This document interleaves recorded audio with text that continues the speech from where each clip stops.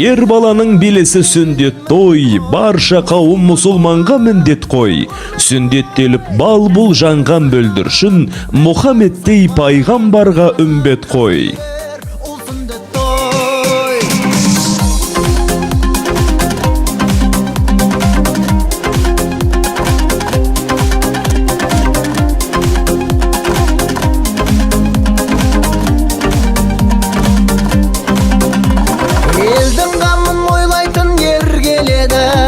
Батыр болып ел үшін тер төгеді, мұсылман боп ат ұстар сүндеттелді, ақ батасын қол жайып ел береді.